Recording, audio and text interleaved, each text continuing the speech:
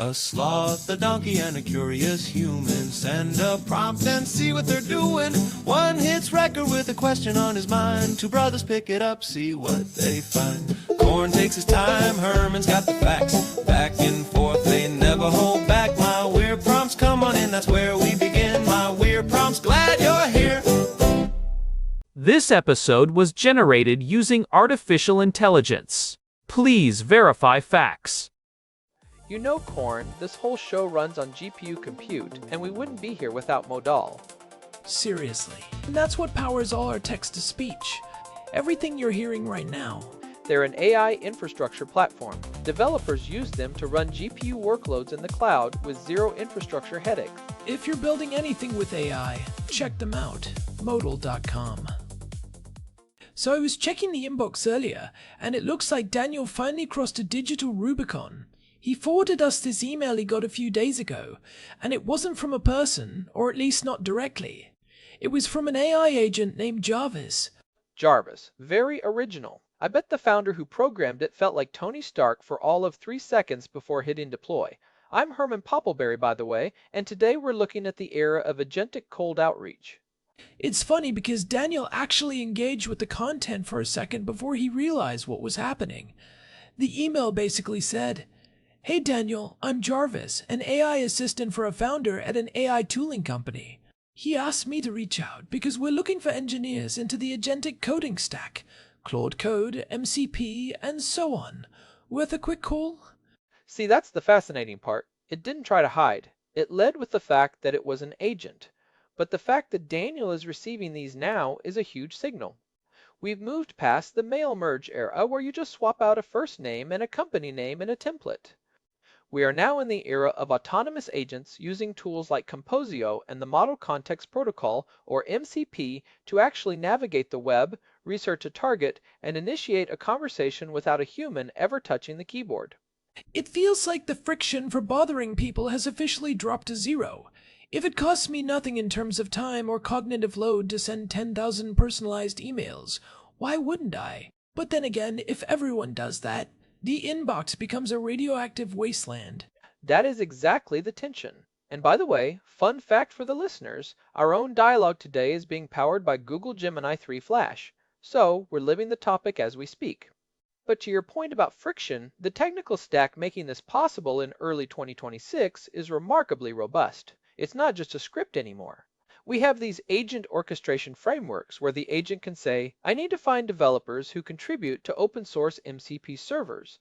Then it goes to GitHub, scrapes the data, reasons about who is a good fit, and then uses a tool like Composio to authenticate into a Gmail account and send the message.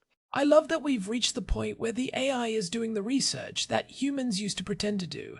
You know those emails that start with, "I saw your recent post about," and then they just quote the title of your last blog post. Now the agent actually reads the post, summarizes the core argument, and references a specific point in the third paragraph to prove it's listening.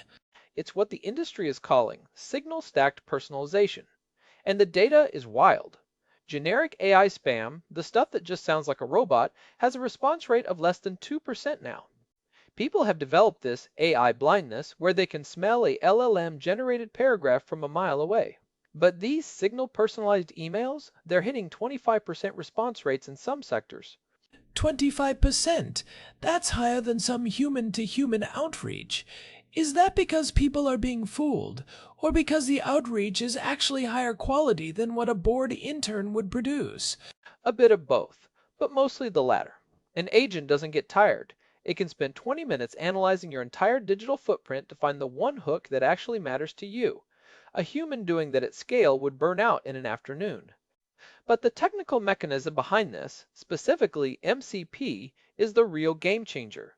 Before MCP became the standard, you had to write custom API integrations for every single tool. Now, an agent can just plug in to a standardized server that handles the email, the CRM, and the research tools. It's commoditized the act of doing work in a digital environment. So if I'm a founder and I've got a Series A startup, I can basically hire a Jarvis for the price of some GPU credits and have it run my entire top-of-funnel recruitment or sales. But what happens when Daniel's inbox is full of 500 Jarvises? all telling him how much they loved his latest GitHub commit.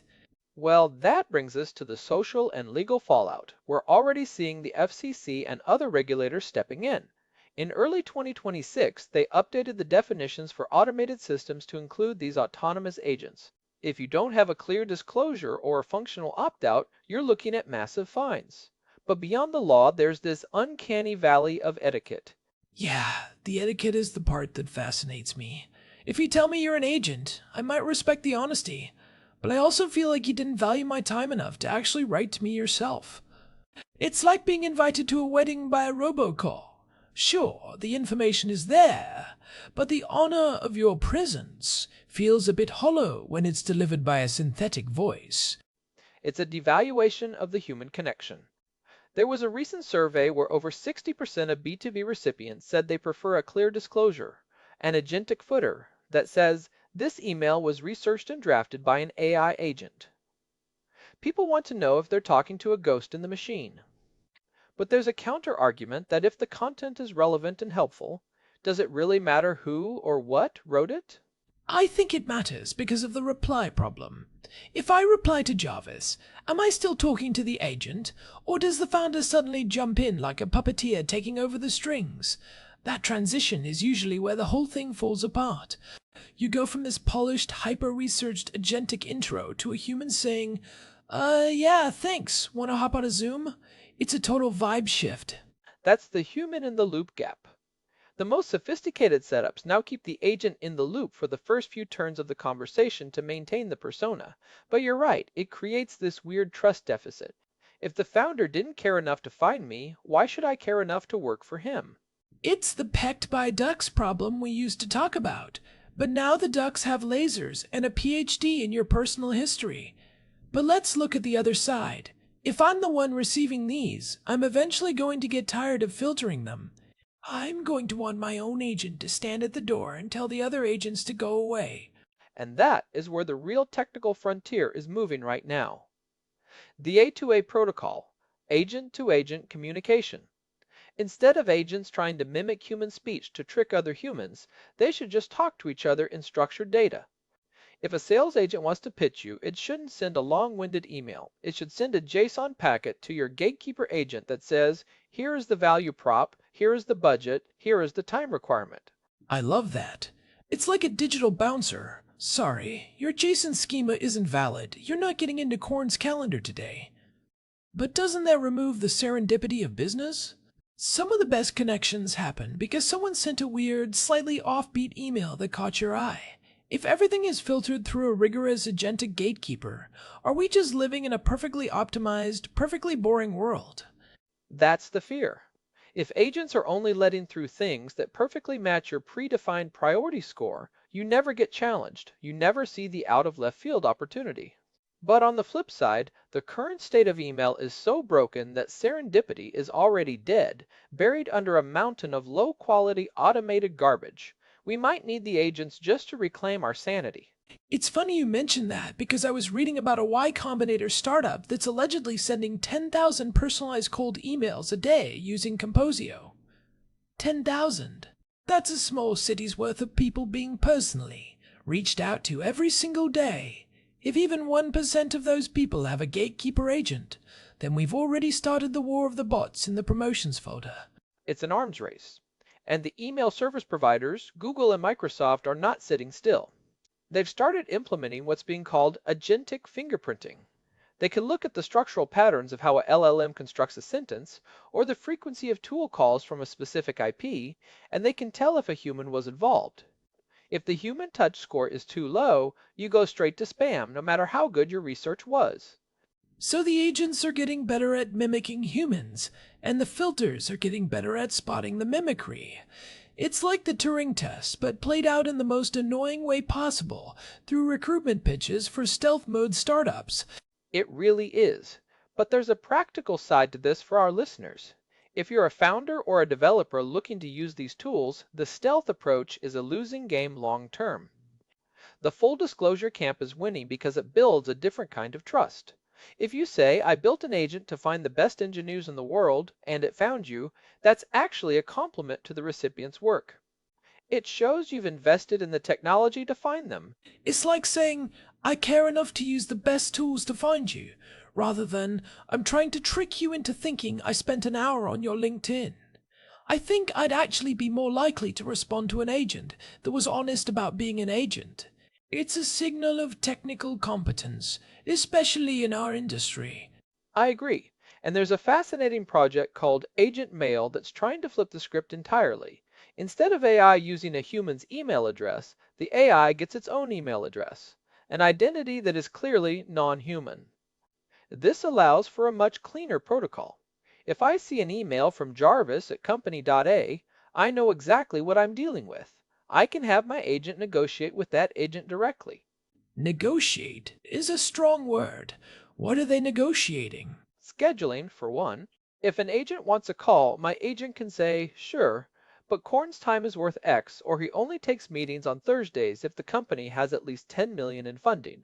The agent can check those parameters and only put it on your calendar if it clears the bar. We're moving toward a world where the inbox isn't a list of messages, but a list of pre-negotiated opportunities. It sounds efficient, but also a little cold. I mean, we're two brothers talking on a podcast. There's a human element here that's hard to quantify. If Daniel had just ignored that Jarvis email, he would have missed the chance to send us this prompt, and we wouldn't be having this conversation. There's a level of noise in the system that's actually productive. I think the productive noise will move to different channels. Email is becoming the universal A2A protocol because it's decentralized and everyone has an identity there. It's the perfect place for agents to find each other. Human-to-human connection might move back to more high-friction environments. Physical meetups, verified video calls, or even just smaller, closed networks where agents aren't allowed. Like a no bots allowed sign on a digital clubhouse. I can see that. But back to the technical side, you mentioned Composio and LangChain. For someone who wants to experiment with this responsibly, what does that look like? You don't just turn on a script and walk away, right? Definitely not. The responsible agentic outreach stack usually involves a human in-the-loop review stage. The agent does the research, drafts the email, and then presents a dashboard to the human. The human spends 10 seconds glancing at it, hits approve, and then the agent handles the sending and the follow-up. This keeps the soul in the machine.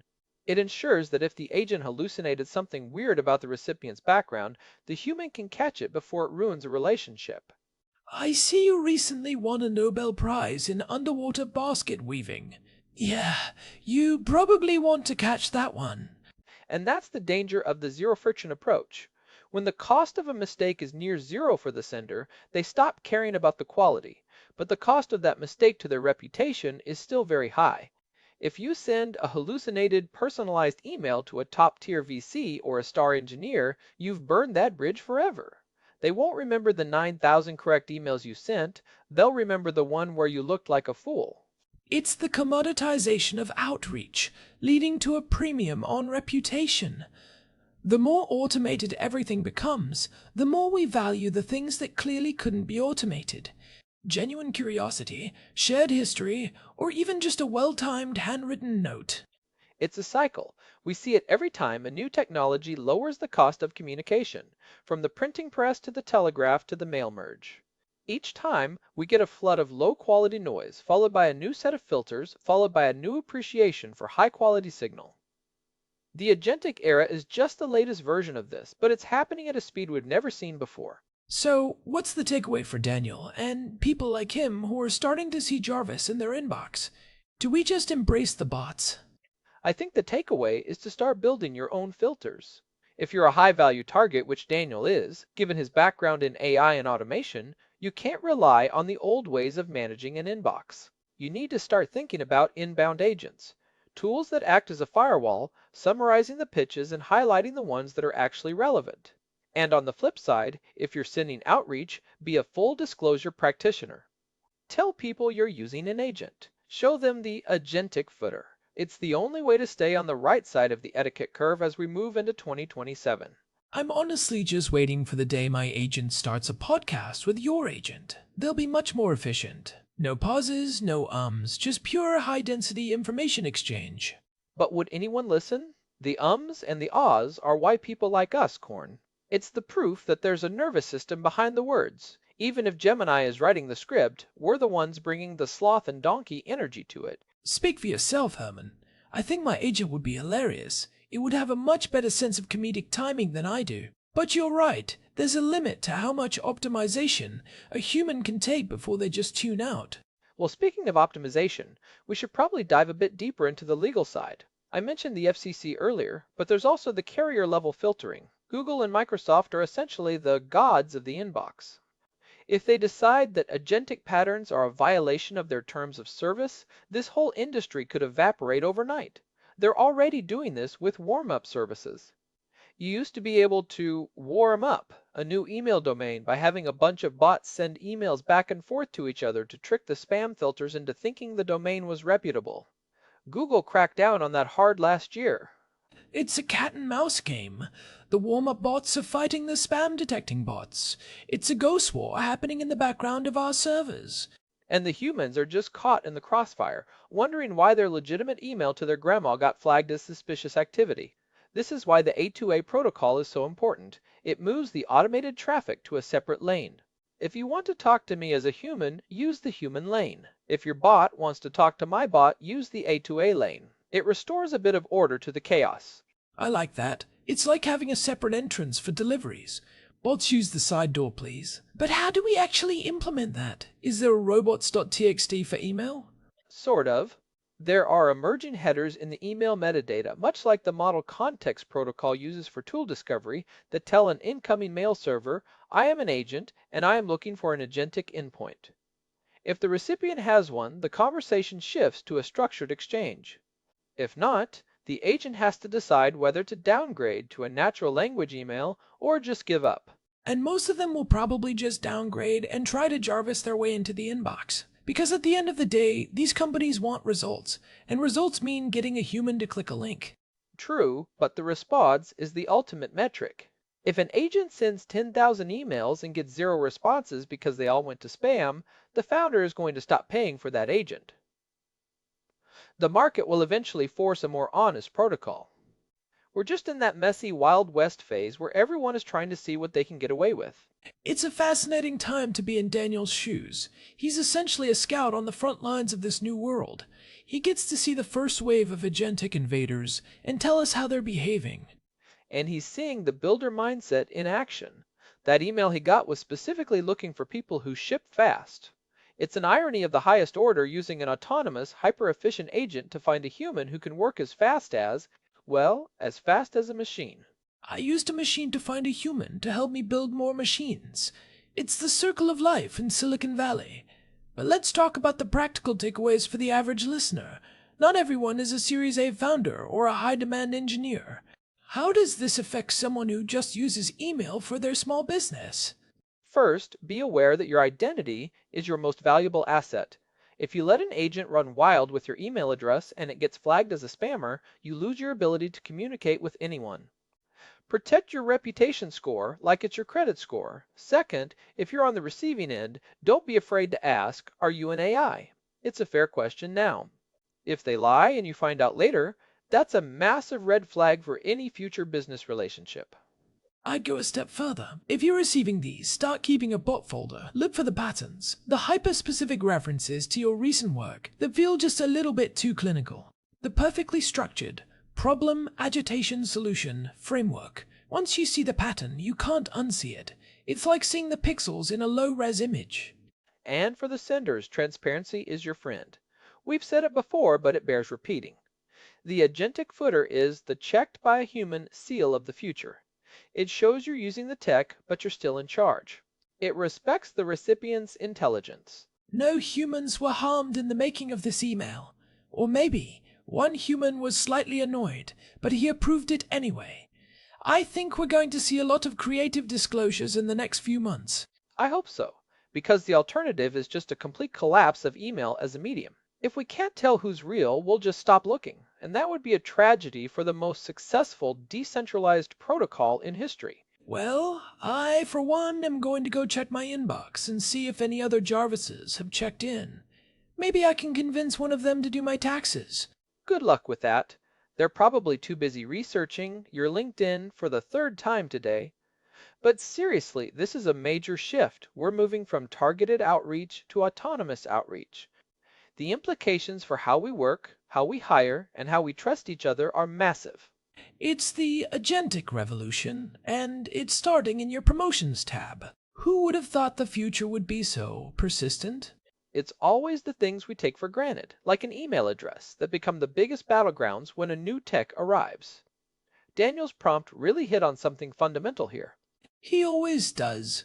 It's like he has an agent researching what topics will get us the most excited. I wouldn't put it past him. But for now, we've got to wrap this up before my gatekeeper agent realizes I've been talking for 25 minutes and starts charging me for my own time. Fair enough. This has been a deep dive into the bot war in your inbox. I'm Korn, the thoughtful sloth who still writes his own emails. And I'm Herman Poppleberry, the nerdy donkey who's probably going to spend the rest of the day looking for a good MCP server for my calendar. Thanks as always to our producer, Hilbert Flumingtop, for keeping the gears turning behind the scenes. And a big thanks to Modal for providing the GPU credits that power this show. They make the agentic side of our production possible. If you're enjoying the show, do us a favor and leave a review on your podcast app. It really does help people find us in the sea of everything else. You can find us at myweirdprompts.com for all the links and the RSS feed. We're also on Telegram if you want to get notified when new episodes drop. This has been My Weird Prompts. We'll talk to you next time. Stay real, or at least disclose when you're not. Bye! This episode was produced using Google Gemini 3 Flash, text-to-speech by Chatterbox. Thanks for listening to our show, My Weird Prompts, where our thoughts go from slow takes to facts on cue. We change and follow through. My Weird Prompts, that's the flows from sloth, from man, from long-eared host. My Weird Prompts, until next time, stay curious, keep weirding.